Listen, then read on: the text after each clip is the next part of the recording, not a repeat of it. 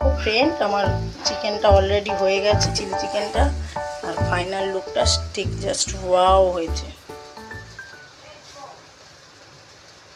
Hi everyone, good morning. তোমরা সকলে কেমন আছো? আমরাও খুব ভালো আছি।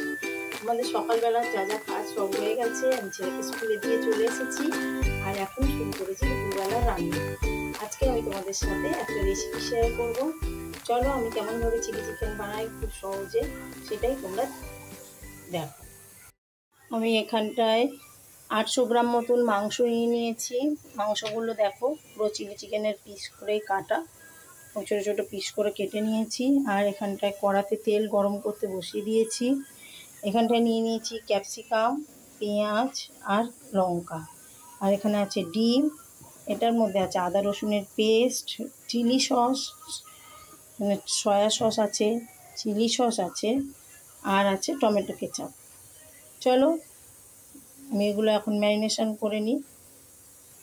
প্রথমে মাংসের মধ্যে আমি দিয়ে দিচ্ছি ডিম। দুটো ডিম দিলাম।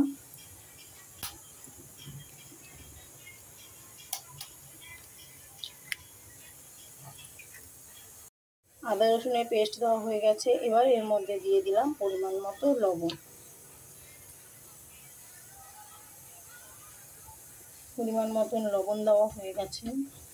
একটুখানি ঝালের জন্য দিচ্ছি লঙ্কার গুঁড়ো। আপনারা চাইলে দিতে পারেন, না চাইলে নাও দিতে পারেন। এইবার আমি এই ম্যারিনেশনটা ভালো করে এটাকে ম্যারিনেট করবো।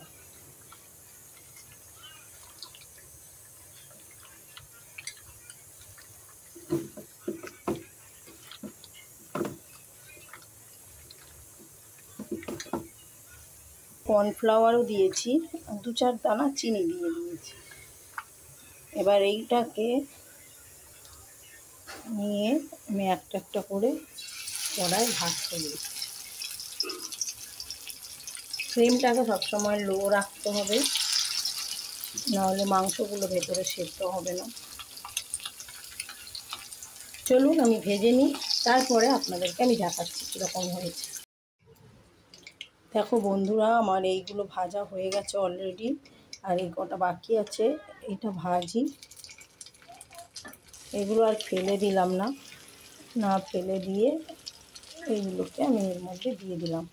আর এখানে আমি একটা সস বানিয়ে নিয়েছি। এর মধ্যে আমি দিয়েছি 1 চামচ সয়া সস, 1 চামচ লাল রেড চিলি সস, আর 1 চামচ টমেটো কেচাপ। এর মধ্যে অ্যাড করব কর্নফ্লাওয়ার। আর আলাদা আলাদা করে করলাম না, একবারেই অ্যাড করে দিলাম। বেশি কর্নফ্লাওয়ার দিলে আবার ভালো লাগে না, এটা খেতে প্রচণ্ড থকথক মতন হয়ে যায়, আমরা কেউ ভালোবাসি।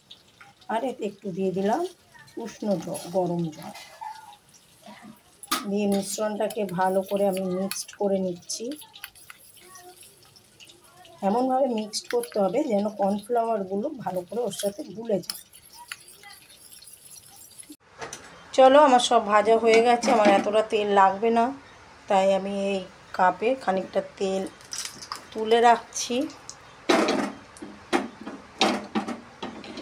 আর এই গরম তেলের মধ্যে আমি দিয়ে দিচ্ছি আগের থেকে কেটে রাখা ক্যাপসিকাম, আর দিয়ে দিলাম পেঁয়াজ। এবার এগুলোকে ভালো করে একটু ভেজে নেবো লাল লাল করে। যত সময় না লাল লাল করে এটা ভাজা হচ্ছে, তত সময় এটা ভাজতে হবে। আর চিলি চিকেনে তো লঙ্কা মাস্ট দিতেই হবে। এটা একটু ঝাল না হলে তো ভালোই লাগবে না খেতে। বেশ খানিকটা লঙ্কা দিয়েছি। তোমরা যে যা পরিমাণ মতো ঝাল দেবে, যে যেরকম খেতে পারো সেরকম ঝাল। তোমরা একবার বানিয়ে দেখো, এরকম সহজ উপায়ে খুব সুন্দর খেতে হয়।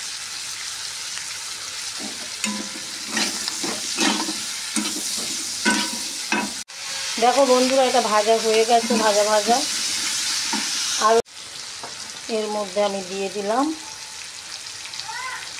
1 চামচ মতো নুন। নুনটা দিয়ে ভালো করে মিশিয়ে দিলাম, মিশিয়ে দিয়ে তো ভালো করে ভাজা ভাজা হতে থাক। আর চিলি চিকেন হচ্ছে, আমার ছেলে বায়না করেছে ফ্রাইড রাইস খাবে, তাই এখানে ফ্রাইড রাইসের জন্য গাজর বিনস ভেজে রেখে দিয়েছি। হাঁড়িতে হয়ে গেছে ভাত।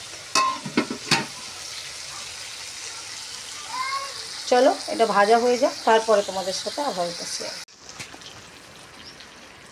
এটা কষা হয়ে গেছে, হয়ে যাওয়ার পরে এর মধ্যে আমি রেড চিলি, যেই সসটা বানিয়ে রেখেছিলাম রেড চিলি সয়া সস আর টমেটো কেচাপ দিয়ে 1 চামচ কর্নফ্লাওয়ার দিয়েছিলাম, সেটা এর মধ্যে দিয়ে দিলাম। দেখো একটা খুব সুন্দর কালার এসেছে।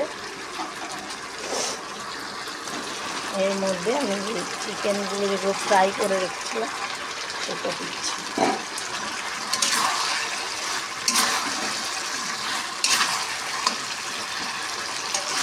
ভালো করে এটাকে নাড়তে হবে, নাহলে এটা মিশিয়ে দিতে হবে।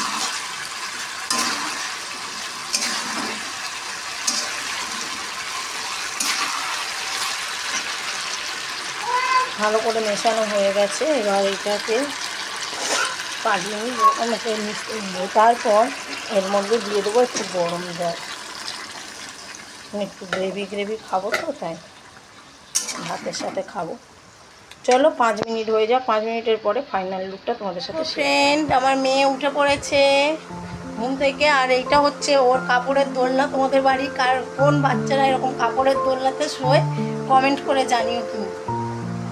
আমার মেয়ে আবার দোলনা ছাড়া শোয়।